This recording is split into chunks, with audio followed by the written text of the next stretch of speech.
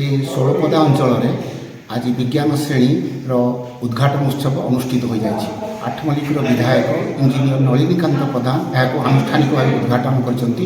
ମୁଖ୍ୟ ଅତିଥି ଭାବେ ସମ୍ମାନିତ ଅତିଥି ଭାବେ ଜିଲ୍ଲା ପରିଷଦ ଅଧ୍ୟକ୍ଷା ଶ୍ରୀମତୀ ବବିତା ପ୍ରଧାନ, ବ୍ଲକର ଚେୟାରମ୍ୟାନ୍ ଦୁଶାସନ ରାଉଳ, ଆଠମଲ୍ଲିକର ସବ୍ କଲେକ୍ଟର, ଆଠମଲ୍ଲିକର ବିଡ଼ିଓ ଏବଂ ଆମର ଠାକୁରଗଡ଼ ଗ୍ରାମ ପଞ୍ଚାୟତର ସରପଞ୍ଚ ଚାରୁଲତା ମିଶ୍ର, +3ର ଅଧ୍ୟକ୍ଷା ପ୍ରତିମା ବାଗ ସମସ୍ତେ ଉପସ୍ଥିତ ରହି ଆଜିର ଏ ବର୍ଣ୍ଣାঢ୍ୟ ପରିବେଶକୁ ଅତି ସୁନ୍ଦର ଭାବେ କରିଛନ୍ତି।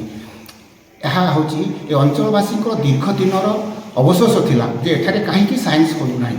ଗତ ବର୍ଷଠାରୁ ଆମେ ସରକାରଙ୍କ ଠାରୁ ଅନୁମତି ପାଇଛୁ ଏବଂ ରେକଗ୍ନିସନ୍ ପାଇଛୁ। ତେଣୁ ଏ ବର୍ଷ ତା'ର ଦ୍ୱିତୀୟ ବର୍ଷରେ ପଦାର୍ପଣ କରିଛି। ଗତ ବର୍ଷ ଆମର ଅସୁବିଧା ହେତୁ କରିପାରିନଥିଲୁ। ତେଣୁ ମାନ୍ୟଗଣ୍ୟ ଉପସ୍ଥିତ ବ୍ୟକ୍ତିଙ୍କ ସହରେ ଆଜି ଆନୁଷ୍ଠାନିକ ଭାବେ ଉଦ୍ଘାଟନ ହେଲା ଏବଂ 5T ପଇସାରେ ନିର୍ମିତ ହୋଇଥିବା ଏ ଘରଟାକୁ ମଧ୍ୟ ଆନୁଷ୍ଠାନିକ ଭାବେ ଉଦ୍ଘାଟନ ହେଲା।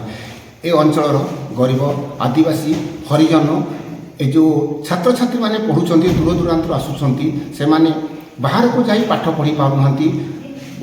ଅତ୍ୟଧିକ ଖର୍ଚ୍ଚାନ୍ତ ହେତୁ ଏଠାରେ ବିଜ୍ଞାନ ଶ୍ରେଣୀ ଖୋଲିବା ଦ୍ୱାରା ସେମାନେ ବହୁତ ଉପକୃତ ହେବେ। ସମ୍ପ୍ରତି ବିଜ୍ଞାନ ପାଠର ଯଥେଷ୍ଟ ଆବଶ୍ୟକତା ରହିଛି।